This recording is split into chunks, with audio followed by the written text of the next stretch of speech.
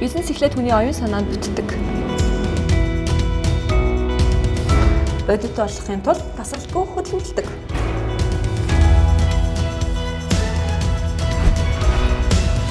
Энэ бол эхлэх цэг.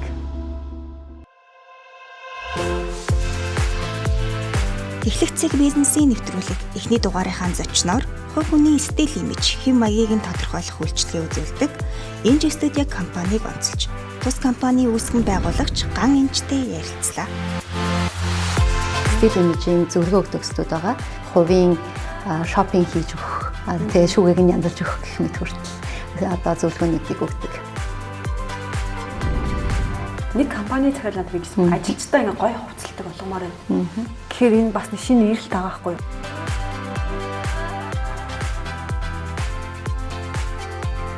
Тухайн хүний анхны одоо сэтгэл 3 секундэд шууд анхны бодлоо ингээ хүн 70% нь өөрчлөгддөг гэж үздэг. Өөр юугаар одоо дүгнэх вэ те ихэр гадаад үзмжээр дүгнэхээс гарахгүй тэрийг одоо буруутгах боломжгүй.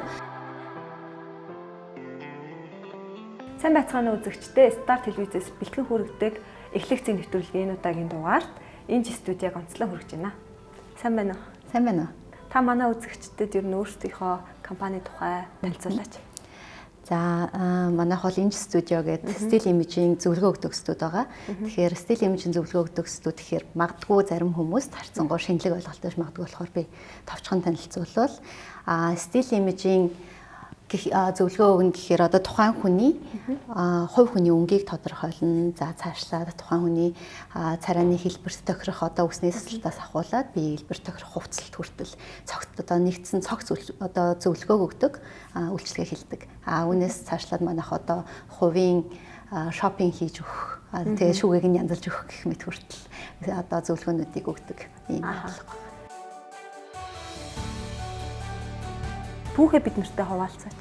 Яагаад энэ бизнесийг эхлүүлэхээр болсон юм те? Хэдийнээс хугацаанаас энийг бодож агаад эхлүүлсэн гэдэг талаас.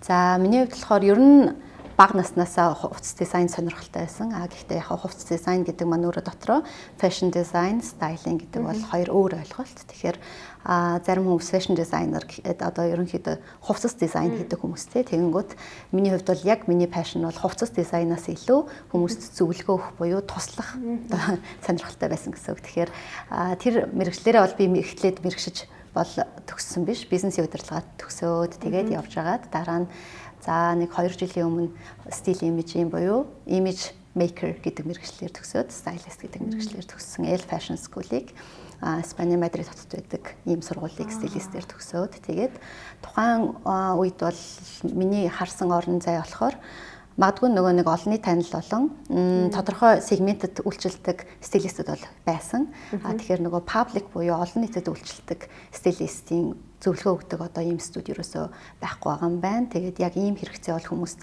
маш их байд юм байна гэж олж харсан учраас яг хүмүүст туслах болон өөрийнхөө пашныг бизнес болгох зорилгоор энэ юугаа студид нээсэн гэсэн үг. Тэгэхээр одоо компаниудад болон хувь хүмүүст өөрийнхөө имиж өнгө төрхийг нь одоо бүтээгтэн тусалдаг гэж ойлгож болох уу? Яг тэгж ойлгож болно. Яг манайх ингээд дотроо үйлчлэгээнийхэн ингээд талаар сегмент болгоны тайлбарлал бол personal styling буюу хувь хүний одоо стил имижийн зөвлөгөө өгөх үйлчлэгээ. За цаашлаад байгууллагын буюу яг одоо corporate style image making гэж байгаа. Тэгэхээр тэр маань болохоор тухайн байгууллага ямар өнгөтэй байх юм те л одоо лого нь ямар өнгөтэй байхаас ахуулаад хувцсны иж бүрдэл нь ямар өнгөтэй байх юм. Тэгээд тэр нь хоорондоо ямар өнгийн комбинацууд үүсч яаж зохицох юм бэ гэдэг талаас нь за мөн тухайн байгууллагын ажилчдад одоо лекцийн буюу танхимын аргаар тэгээд цаашлаад бүлгийн сургалтаар тэгээд хувь болгонд нь авч уулзаад одоо цогц стил имижийг нь өөрчлөх юм одоо төсөл хөтөлбөрүүд бас хэрэгжүүлдэг гэж ойлгож байна. Нэг компани захиалгад гэжсэн ажилчдаа ингээ гоё хувцалдаг болгомоор байна. Тэгэхээр энэ бас нэг шинэ эрэлт байгаа байхгүй юу? Тэгэхээр би нэг зүйлийг асуумаар байна л да. Залуучууд маань өөрийнхөө имижийг олоод илүү сайхан харагдах болсноор тэр хүний амжилтанд яаж нөлөөлдөг юм? Тийм бодит кейс байна уу? Тийм бодит кейс бол бүр миний бодлоор өнөөдөр ч алхам тутамд маш олон байгаа гэж бодож байна. Яагаад тэгэхээр за одоо янз бүрийн үгнүүд өгдөг те. Хувцаар нухтаад ухаанаар нүд гэж байна. Одоо тэгэнгүүт тухайн хүний анхны одоо сэтгэл гэдэг бол баг 70% нь өөрчлөгддөг гэж үздэг. Тухайн хүн анх одоо хүнтэй танилцахад авсан сэтгэлийн хүн баг өөрчлөгддөг. Харин тэр анхны сэтгэл хизээж тухайн хүний ухаан юм уу яриагаар биш яг гадаа төрхөөр нь цэвэр хийгддэг. Ямар ч аргагүй шүү дээ. Угаасаа 3 секундэд шууд анхны бодлоо ингээ хүн өөр юугаар одоо дүгнэхв дээ тий. Тэгэхээр гадаад үзмжээр дүгнэхээс аргагүй тэрийг одоо буруутгах боломжгүй. Тэгэхээр гадаад үзмж гэдэг бол тухайн хүний маш том илэрхийлэл байхгүй юу? Тийм учраас яалтчгүй байгууллагууд төлөөлөл болж өөрсдийнх нь нүүр царай болж байгаа ажилчдынхаа стилийн имижд анхаарахаас өөр арга байхгүй гэсэн үг юм бол. Тийм болохоор тухайн нөгөө нэг хувь хүний карьер болон байгууллагын одоо цаашлаад corporate image-д тухайн нөгөө нэг ажилтны имиж хүртэл маш чухал болж байгаа гэсэн үг. Бас нэг зүйл байгаа шүү дээ. Хүмүүс болохоор ингээд гой хувцалчихсан, гой нүрэ бутчихсан хүний өөдөөс ингээд хэцүү харилцагчид хүртэл ууралж чаддгүй гэдэг энэ чинь бас харилцагчийн үйлчлэгээний нэг хэсэг болчиход байгаа шүү дээ. Гэтэл тухайн хүн илүү өөртөө ихтэй болсноороо магадгүй тэр хүнд үзүүлэх нөлөө нь өөр гэдэг гэж магадгүй. Бас тухайн хүний одоо тэр сэтгэлгээнд бас өөрчлөлт үзүүлж гин гэж ойлгож болох уу те ерөөхдөө. Тийм таны хэлсэн бол яг манай байгууллагын үндсэн зорилго одоо нөгөө нэг go одоо юу гэж байгаа шүү дээ те vision гэж байгаа. Тэгэхээр тэр маань манай байгууллага яг анх яагаад одоо ингээд үүсгэсэн анх яагаад энэ одоо үйлчлэгийг нэвтрүүлсэн бэ гэхээр хувь хүний өөртөө итгэх итгэлийг нэмэгдүүлж тухайн хүний success-тэй карьерийн амжилтанд нөлөөлөё. Тухайн хүний яг өдөр тутмынхаа амьдралаас авах аз жаргалын индексийг дээшлүүлье гэж одоо ер нь бол нэгдсэн гэсэн үг. Тэгэхээр ялцчгүй бусд хүмүүст таалагдах, бусд хүмүүст одоо гоё харагдах мэдээ сайхан. Гэхдээ илүү хүн өөртөө итгэлтэй байх. Тэгээд тэр өөртөө итгэлтэй байгаа хүн яаж өөрийгөө авч явах вэ? Яаж өөрийгөө нийгэмд илэрхийлэх вэ? Тэгээд тэгснээрээ харин тэр маань яаж одоо нөгөө бусдад нөлөө үзүүлэх вэ гэдэг талаас ярьж байгаа. Тэгэхээр яаж тухайн хүнийг зөвхөн гадаад төрхийн өрөнд нь биш, гадаад төрхөөр дамжуулан дотоод ертөнцийг нь өөрчлөх вэ гэж одоо бидний харж байгаа вижн буюу холын алсын хараа тийм байна.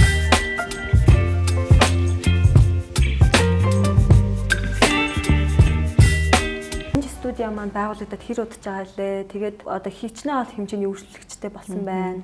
За манай байгууллага бол яг тухайн энэ бизнесээ эхлүүлэх гээд би өмнө нь өөр бизнес эрхэлж байсан. Тэгээд энэ бол цэвэр миний passion буюу яг хүсэл сонирхлоор эхлүүлсэн бизнес. Тэгэхээр яг энэ бизнес эхлүүлэхийн тулд би эхлээд өөрийгөө бэлдэх хэрэгтэй болсон. Тэгэхээр тэрийг бол мэдээж тодорхой урт хугацаанд бэлдэж агаад яг манайх үйл ажиллагаа явуулаад бол 1 жилийн хугацаа одоо өнгөрч байна. Жил чараа хүрэхгүй одоо хугацаа өнгөрч байна гэсэн үг. Тэгэхээр яг энэ хугацаанд бол бид бүхэн маш одоо ачаалалтай ажиллаж байгаа. Тэгэхээр нөгөө нэг хувь хүний үйлчлэгээ гэдэг талаасаа хүн бүр дээр тусад нь одоо ингэж авч үйлчлэгээ. Тэгэхээр одоо тухайн хүн дээр нэг 3 цаг зарцуулаад одоо зөвлөгөө өгөх, цаашлаад нэг өдөр хамт дэлгүүр хэсэг гэл одоо ингээд тухайд нь үйлчлээд явдаг учраас тэр болгон маш их нөгөө нэг үйлчлүүлэгчийг нэг дор авч чаддгүй одоо бизнес гэсэн үг байхгүй. Тэгэхээр энийгээ нөгөө нэг хуваарлахын тулд байнга ингээд ачаалттай цагийн одоо юутай ачаалттай л ер нь ажиллаж идэг гэсэн үг. Тэгээд хүмүүсийн сонирхол магадгүй бидний төсөөлснөөс ч их байсан гэж одоо бид нар бол бодож байгаа. Яг энэ хэрэгцээ айгүйх байсан юм байна. Магадгүй одоо эгчтэй ч юм уу дүүтэй ингээд эмэгтэй хүмүүстэй хамт өссөн хүмүүс маань зөвлөд өгөх хүмүүстэй байдаг бол ерөөсөө ингээд зөвхөн ах нартай ч юм uuсэн найз охтууд нь айхтар тийм нөгөө гооцын талаар ярьдаггүй хүмүүс маань нөгөө зөвлөд өгөх хүн байдгүй маань асуух хүн байдгүй маань. Тэгэхээр энэ талаасаа яг энэ хэрэгцээ маань яг олон нийтэд их хэрэгтэй байсан болов уу гэж анзаарсан. Тэрнээс гадна байгууллагуудад нэг бас шаардлагатай байсан юм байна гэдг нь бидний төсөөснөөс үйл ажиллагаа явуулаад ихсний дараа харагдсан зүйл л дээ. Тэгэхээр байгууллагуудын захиалга бас харцсангүй их олон орж ирж байгаа. Хувцлалт гэдэг компани брендинг те тэгээд маркетингтэй сашгүй холбоотой болчихсон юм байна. Ийм эрүүл үед бид нэр амьдарч байгаа юм байна. Тэгэхээр танай бизнесийн хувьд бол надад их сонирхолтой санагдаж байна л да. Яа тэгэхээр магадгүй илүү өнөө тансаг хэрэглээ ч юм уу. Эсвэл их мөнгөтэй хүмүүс энэ үйлчлэгийг авдаг гэдэг ойлголтыг эвдсэн санагдаж байгаа байхгүй юу? Тэгвэл танай одоо ингээ хамгийн их эрэлттэй хүмүүсийн ингээд яг энэ л надад хэрэгтэй байсан юм байна ч гэдэг юм уу. Илүү их таашаал нийцэж байгаа яг үйлчлэгээ нь юу вэ? За яг манайх нөгөө нэг ерөнхийдөө яг студ дээр ирээд нэг 2-3 цагийн зөвлөгөө авах үндсэн ойлголт те үндсэн ойлголт авах үйлчлэгээ гэж байгаа. За тэрнээс гадна цаашлаад нөгөө шүүгээг нь очиод янзлаад тухайн хүн за ингээд шүүгээ 4 хувцастай мөртлөө өмсөх юм байхгүй нэ гэдэг ойлголттой. Одоо эмэгтэйчүүд гэдэг те. Шүүгээ дөрөв хувц байгаа ч өглөө босоод хар ерөөсөө өмсөх юм байхгүй те. Тэгэнгүүт тэрийг нь шүүгэнд хувцсыг ангилаад за энийг энтэй гэдэг лүкүүдийг бүрдүүлээд өгчгөр тухайн хүмүүст харцсан байгаа хэм хэлбэр болдог болохоор тэр үйлчлэгэнд маань хүмүүс мэдээж дуртай байгаа. Гэхдээ тэрнээс илүүтэй дэлгүүр хэсэг үйлчлэгээ. За яг Монгол дэлгүүр хэсэг гэдэг бол хүн болгонд жоохон тулгамдсан асуудал гэдэг юм байна. Дэлгүүр хэсэг гэхээр нэгдүгээр төвжрэлтэй. Тэгээ эн тэнд юмнууд нь байдаг. Тэгээ олдц муутай гэдэг ингээд зөндөө бол асуудлууд байдаг. Тэгэхээр биднэрт хүртэл тэр маань одоо бизнесийн орчны баг асуудал болж эхэлдэг байхгүй юу. Тухайн хүмүүстэй гой зүйл олж өгмөр байвч хязгаарлагдвал боломжтой шүү дээ. Тэгэхээр тиймэрхүү талаас нь дэлгүүр хамт хэсэг үйлчлэгээ бол маш их эрэлттэй байдаг. Тэгээ сүүлдээ одоо бид тэгэд юу гэж ярьж ийн гэхээр одоо өршөөлөгч маань гадагшаа хамт явж дэлгүүр хийсье гэдэг хүртэл ингээд нөгөө оффрууд орж ирдэг гэсэн үг тэгэнгүүт яг үнэндээ нөгөө нэг скежулийн хувьд ингээд боломжгүй те эртнээс төлөвлөх хэрэгтэй байдаг болохоор одоохондоо арай чадахгүй байна. Гэхдээ явандаа шопинтэй аялал хүртэл зохион байгуулах шаардлагатай болох юм шиг харагдаж байгаа. Яагаад тэгэхээр гадагшаа явж хүмүүс нөгөө дэлгүүр хэсэгтэй тэндээс хувцас авах сонирхол маш их байдаг. Ягаад мэдээж олдц ихтэй. Захаас нь одоо нөгөө миний зөвлөж байгаа бүх юм байж байгаа гэсэн үг шүү дээ. Тэгэхээр тэрийг яагаад хамт яваад ингээд сонгомоор байна гэдэг ч юм уу. Тэгэхээр дэлгүүр хэсэг үйлчлэгээл миний бодлоор хамгийн нэрт одоо ингээд алдартай хамгийн илүү эрэлттэй байгаа юм болов гэж бодож байна. Эрхчил хүртэл захиалгын дүүрсэн гэж би сонссон л доо. Тэгэхээр авч чадаагүй хүмүүс маань одоо магадгүй онлайн ч юм уу тийм хөгжүүлэлтүүд ер нь ирээдүйд хийх үү? Ер нь юу гэж бодож байгаа вэ? Бизнесээ ер нь урт хугацаанд юу гэж харж байгаа вэ? Яг наад талаар чинь бид яриад байж байгаа одоо нөгөө нэг харцсангуу нэг хүн дээр хязгаарлагдсан бизнес болчихж байгаа байхгүй тий. Тэгэнгүүт одоо туслах стилистүүд бид нар бэлдээд эхэлж байгаа. Анханасаа туслах эхний стилист маань ингээд өнгөний тодорхойлолт аваад эхэлсэн байдаг ч юм уу тий. Бага хэмжээний зөвлөгөө өгдөг юм боломжтой чадвартай болоод эхэлж байгаа болохоор цаашлаад олон стилистүүд сургая. Тэгээд олон стилисттэй байх тусдам олон хүнд зэрэг үйлчилж чадах юм байна тий.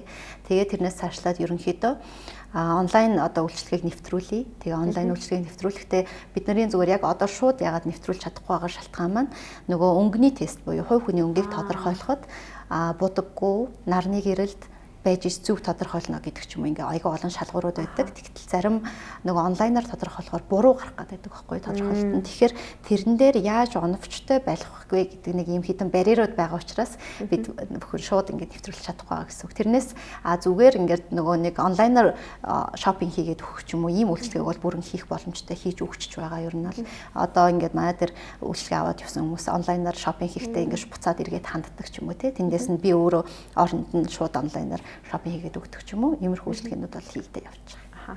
Тэгэхээр яг хоо эрэг талууд бол аягүй их гарч байгаа гэтэл бас сөрөг талууд байгаа. Монголчууд ч нөгөө нэг аягүй өөр шүү дээ. Дээрэс нь нөгөө одоо тухайн хүн чинь өөрийн гэсэн нэг үзэл бодолтой байгаад идэг. Өөрийн гэсэн сонирхол. Гэтэл одоо дизайнерын зүгээр бас нэг өөр өнцгөр хадгалаа шүү дээ. Тэгээ тэр хоёрыг ер нь ингээд үгэнд ч орохгүй ч юм уу ийм асуудалтай хэсэг юу вэ? Юу энэ ажлыг хийх. За энэ ажлыг хийхэд харцсангуу одоо асуудал гарах нь бас харцсангуу гайгүй. Гэхдээ ерөнхийдөө тухайн яг өөрөө чи хэлдгээр тухайн хүн өөрийн гэсэн үдий 30 жил 40 жил баримтлаад ирсэн үзэл бодол байгаа. Би ягаан өнгөнд дургу гэж идэл ягаан өнгөнд зохих юм байна гэгаад ирдэгтэй. Тэрийг хүлээж авахд ялцчгүй хугацаа хэрэгтэй. Тэгээд мөн ятгалах хэрэгтэй болно. Тэгэхээр эхлээд өнгөний талаас нь аль болох өөрт нь харуулахыг хичээдэг. Үнэхээр гоё харагдаж байгаа гэдгийг бид бүхэн нөгөө color test гэх альчууртай тестийг хийж үзээд тухайн хүмүүстээр үнэхээр гоё харагдаж ингээд өөрөө хараад авчвал бас бодол нь арай өөрчлөгдөх магадлал арай их байдаг ч юм уу.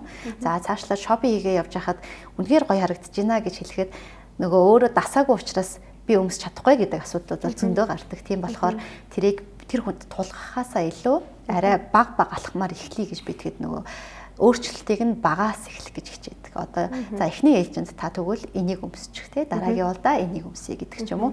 Аль болох нөгөө тухайн хүнийхээ comfort zone буюу нөгөө тухтай орчныг нь эвдэхгүйгээр гэхдээ баг багаар тэр хүнийг өөрчлөх гэж хичээдэг. Гэхдээ үйлчлүүлэгч маань ч гэсэн өөрөө өөрчлөгдөх одоо бас сэтэлтэй ирэх хэрэгтэй гэсэн үг. Нэгэн төрөйгөө өөрчлөлийг ирж байгаа учраас баг зэрэг уян хатан хайрцагнаас гадуур сэтгэх одоо шаардлагатай л байдаг л та тий. Одоо ингээд залуучуудыг харахаар бие их гоё авч явдаг болсон тий. Зарим нь бол ингээд баг гудамжинд явж байгаа юм мис модель шиг ч юм уу. Дотоод сэтгэлгээний хувьд хүн өөрчлөгдөх хэрээр одоо хувцас дизайн ч гэсэн өөрчлөгдөж байгаа. Тэгэхээр манай энэжээ маань өөрөө өөрийгөө яаж хөгжүүлдэг вэ? Өөрийнхөө тэр хүчирхэг байдлыг яаж бий болгодог вэ? Энэ бол манай охтуудын хамгийн их сонирхож байгаа асуулт гэж бодож байна. Маш олон даагчдтай, эмэгтэйчүүдийг уран зоригоор тэтгдэг ийм дотоод хүнтэй гэж би ажиглаж харсан. Хувь хүний хөгжил талаас нь шүү дээ. Тэгэнгүүт яг миний бодлоор нөгөө өөртөө итгэл гэдэг маань хоёр талаасаа ирд юм байна гэж би ойлгосон байхгүй юу. Нэг нь болохоор та дотроосоо өөрийгөө хайрлаад итгэх гэдэг нэг асуудал байгаа. Заримдаа үнэхээр тэгээ болохгүй бол fake it till you make it гэж англи үг гэдэг байхгүй юу. Тэр маань болохоор өөртөө итгэлтэй болтлоо, өөртөө итгэлтэй мэд жүжигл гэдэг үг байхгүй юу. Энэ харьцангуй айгүй сонин сонсогдож магадгүй. Тэр нь яг нөгөө жүжигл гэхээсээ илүү өөрийнхөө гадаад үзмжинд анхаарад өөрийгөө гоё авч яваад эхлэхээр хүн цаанаасаа өөртөө итгэлтэй болж ирэхээс өөр аргагүй байдаг. Тэгэхээр магадгүй шууд гадаад төрхнөөсөө эхэлчих гэж хэлчих одоо бас болохоор байхгүй. Дагаад явна гэсэн үг. Дагаад явна тийм. Энэ дотоод хүн нь эхлээд үнэхээр тэр зориг гарахгүй байгаа бол хүчээр гаргачих гэсэн үг. Гадаад одоо төрхөнд өөрчлөлт хийгээд.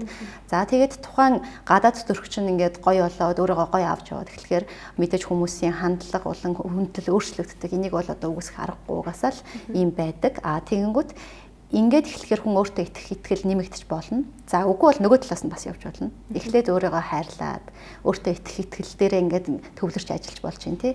Тэгээд тэрнийхээ дараа өөртөө хангалттай итгэлтэй болоод хүмүүс намайг юу гэж бодох нь нэг амар хамаагүй гэдэг үзэл бодол дээр очисон хойноо хүссэн зүйлээ өмсөх. За ингээ хоёр талаас нь явж болно. Зүгээр миний хувьд бол аль талаасаа л явбал зүгээр юм шиг санагддаг. Яагаад тэгэхээр өөрийгөө хэрвээ за ялангуяа дөнгөж төрсэн эмэгтэйчүүд маань аягүй их тулгардаг асуудал манай дээр ч гэсэн ирж байгаа. Нөгөө төрсний дараах ерөнхийдөө өөрийгөө хайчдаг нэг тийм үзэгдэл байдаг. Тэгэнгүүт тэрнийг хүчээр буцаад үсээ гоё болгоол те ингээл өөртөө анхаарал хандуулаад гоё хувцас аваал ингээл эхлэхээр хүн буцаад өөртөө ихтэй болоод ирэнгүүтээ бусад юм нь ингээд цэцгэлээд эхэлдэг байхгүй юу те. Тийм болохоор магадгүй зарим талаасаа жоохон хүчээр тэрийг ингэж нөгөө нэг магадгүй өөр хүнээс зөвлөгөө авдаг ч юм уу эсвэл өөр юм хүнийг даган дуурайдаг ч юм уу ямар нэгэн байдлаар өөртөө комфорт зон буюу тухтай байдлаасаа гарах хэрэгтэй. Тэгэнгүүт тэхийн тулд магадгүй зарим үед эхлээд гадаад төрхнөөсөө эхлэх хэрэгтэй ч биш магадгүй гэж би боддог.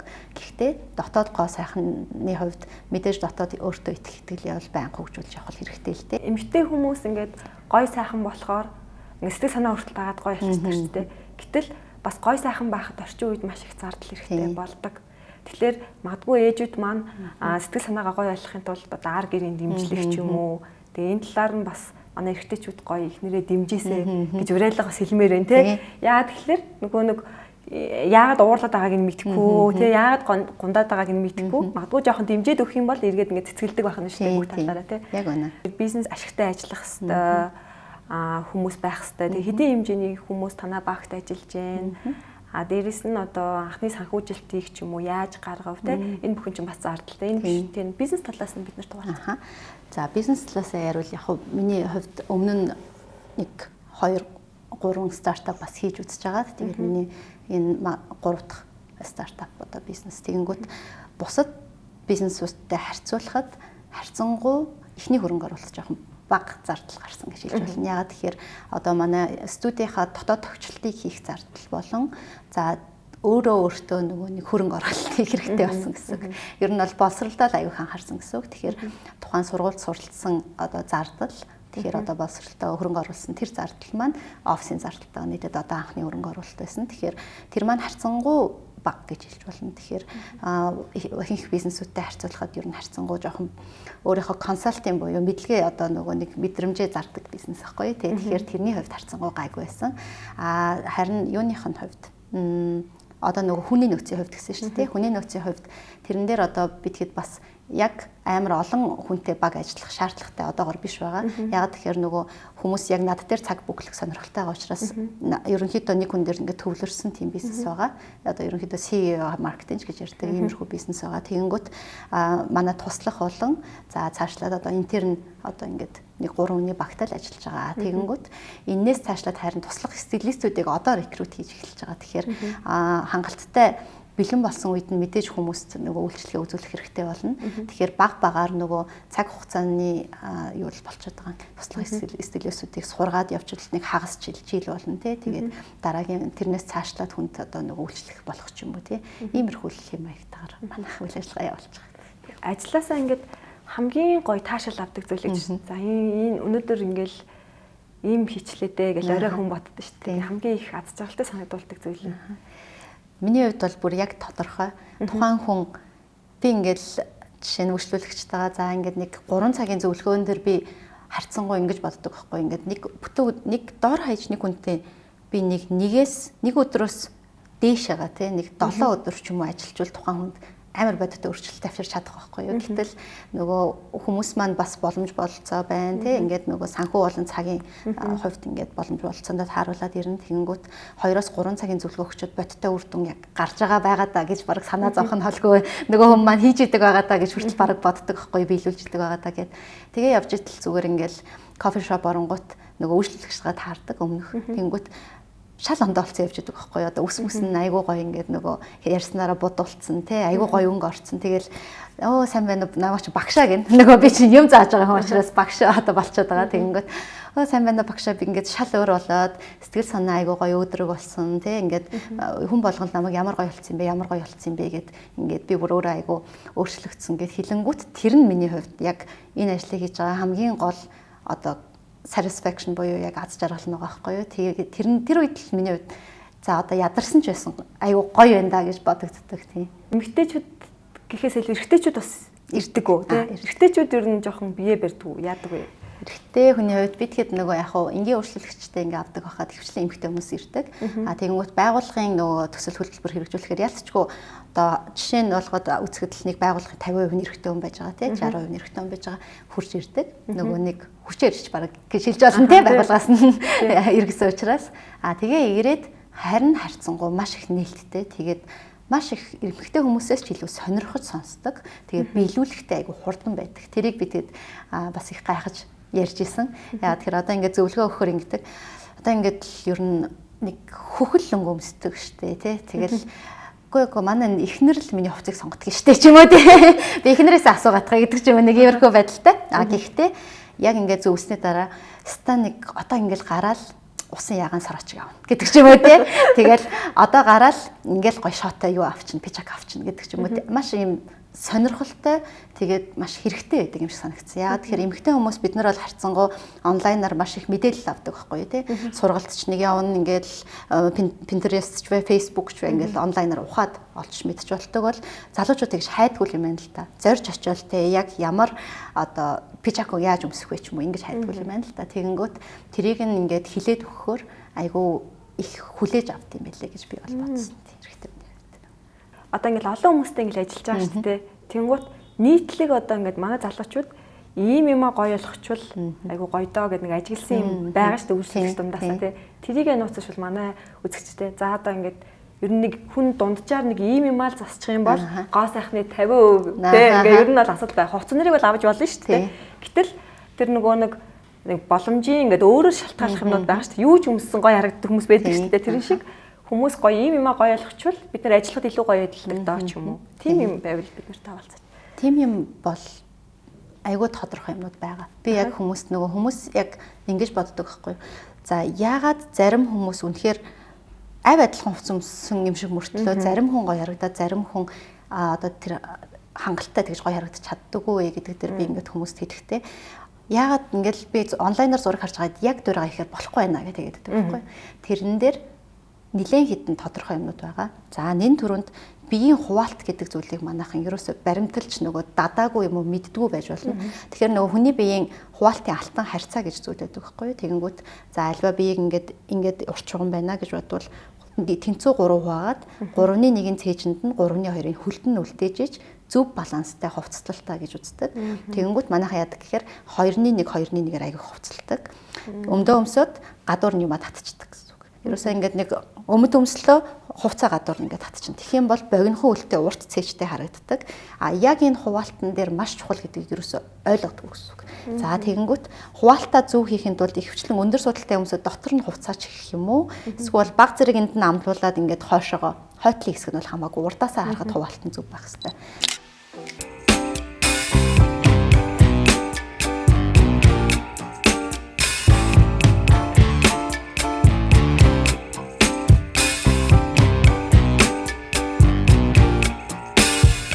За тэгээд хуваалтан дээр бүс амар чухал. Тэгэнгүүт манайхан бүсний хэрэглээ айгу муутай.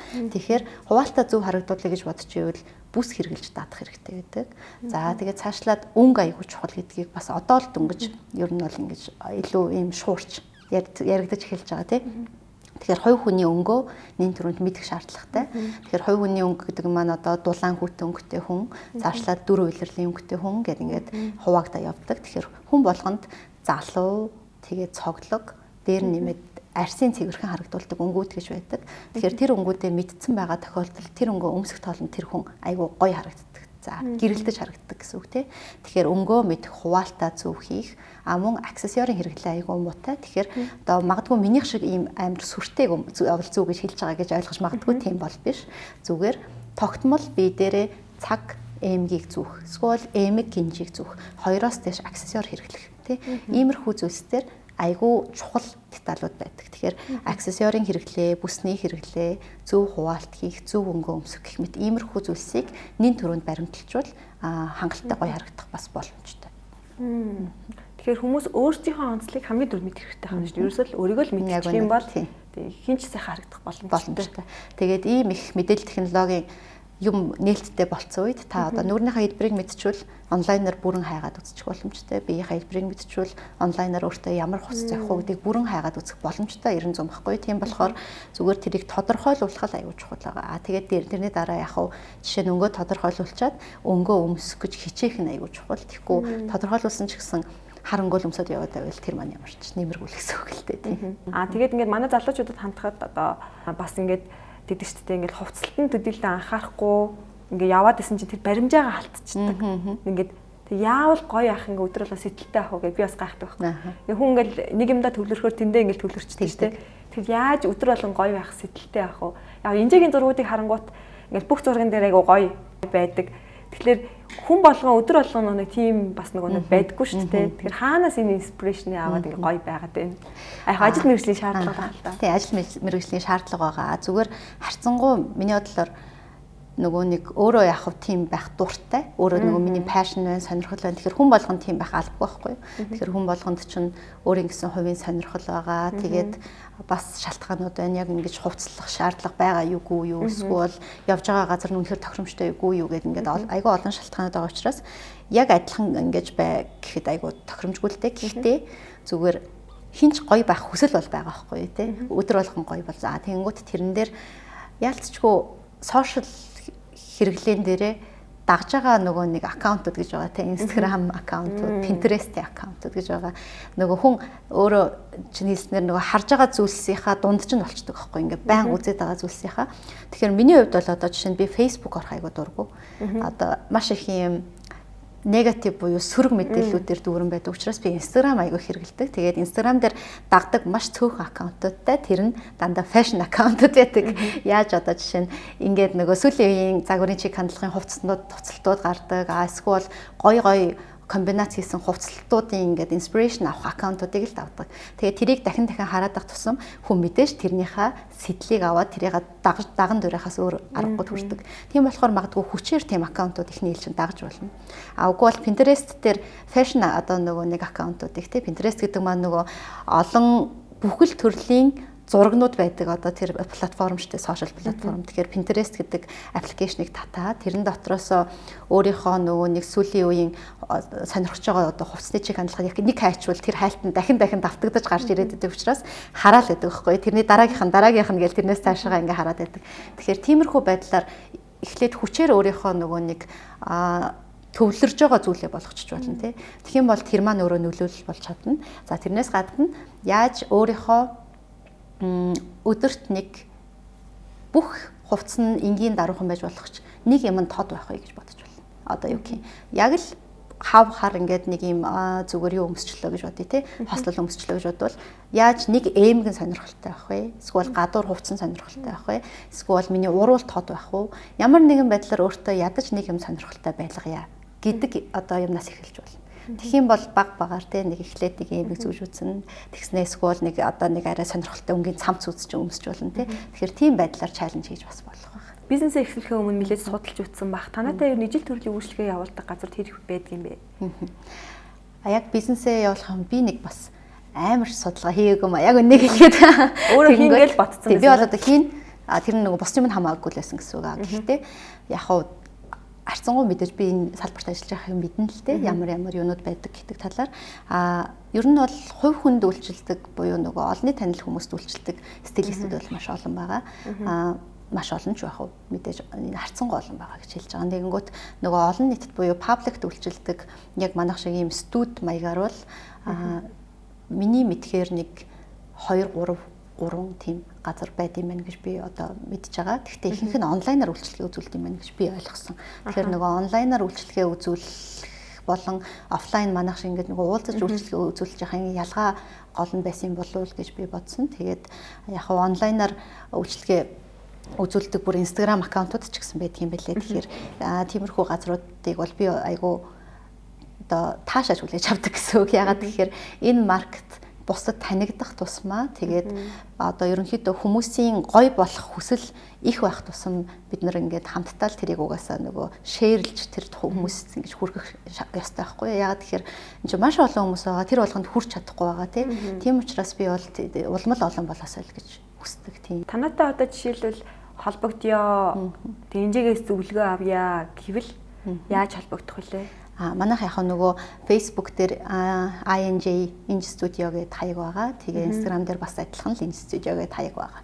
Тэгээд иймэрхүү нөгөө сошиаллоор ихвчлэн шууд чат бичиж холбогдож болохоос гадна манай оператор утас байгаа. Тэгээд яг утас руу маань бас залгаад цаг авах боломжтой. Тэгээд яг одоогор бол манайх нөгөө нэг үндсэн цагийн одоо ингээд дэлгүүр хэсэг үйлчилгээ гэх мэт үйлчилгээнүүд маань 90 он хүртэл одоо яг нэг цаг маань дууссан. Гэхдээ наан бидгээд одоо нөгөө үйлчлүүлэгчдийнхаа хүсэлтээр зөвхөн өнгө тодорхойлох нэг цагийн үйлчилгээний цаг авч эхэлсэн. Яагаад тэгэхээр нөгөө харцангуй хүлээх боломжгүй одоо баг удахгүй нисээд шопинг хийх гэдэг нэ өнгөө мэдмээр байна гэсэн хүмүүс хүртэл байгаа учраас нэг цагийн үйлчилгээгээ авч байгаа тэр нь одоо энэ сард бол боломжтой байх жишээтэй. Тэгэхээр тиймэрхүү үйлчилгээнээс эхлээд бас байж болох.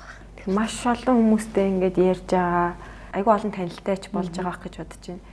Тэгээд ер нь ингээд ирээдүйд бизнесээ ямар гоё болгоё гэсэн мөрөөдөлтэй. Хүн нэг зураг хардаг штэ. Ирээдүйд би нэг имерхүүл болгоцсон байна даа ч юм уу гэж төлөвлөж байгаа юм. Тийм, ер нь бол төлөвлөгөө маш их байгаа. Амжихгүй байгаа яг хийх юмнуудаа. Гэхдээ яг манай нөгөө том үндсэн төлөвлөгөө бол маш олон туслах стилистүүдтэй болох зорилготой.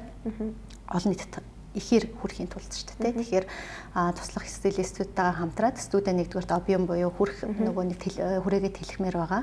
Дээр нь нэмээд сургагч багш нартай болоод байгууллагууд тэр одоо өгдөг нөгөө нэг байгууллагын сургалтаа бүр улам эрчимжүүлэх зорилготой байгаа. Яагаад тэгэхээр байгууллага одоо хамаагтай ингээд адилхан бид цаашлаад ингээд монстой хүртэл ажиллаад ингээд явж байгаа. Тэгэнгүүт тэр болгонд хүрч ажиллаж амжихгүй байгаа учраас сургагч багш нар бэлтгэх зорилготой байгаа. За тэрнээс гадна онлайн платформыг маш ийм төгс байдалд одоо хөгжүүлмээр байгаа. Зүгээр л нөгөө онлайн чат юм уу, онлайн юу байдлаар биш вебсайтн дотор нөгөө нэг стилист болгон дээр one on one буюу нэгтэй харьцдаг тийм чат юу сервертэй тэгээд шууд онлайнаар харьцаа зөвлөгөөгөө авчдаг тий. Дээр нь нэмээд одоо шууд онлайнаар шопинг бид нар өмнөөс нь хийгээд өгдөг.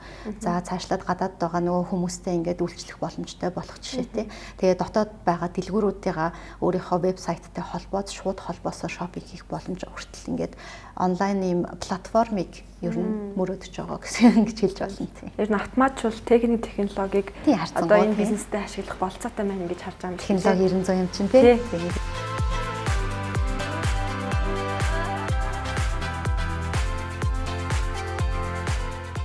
Биднийг одоо өөрийнхөө офстаа урьж нэвтрүүлэгт маань оролцсонд баярлалаа. Тэгээд бизнест нь илүү их амжилтыг хүсье өрөө. Баярлалаа.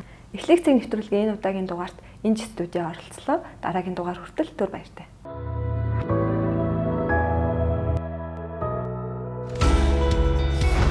Бизнес эхлээд хүний оюун санаанд бүтдэг.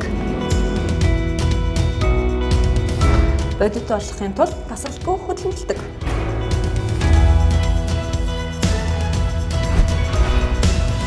Энэ бол эхлэх цэг.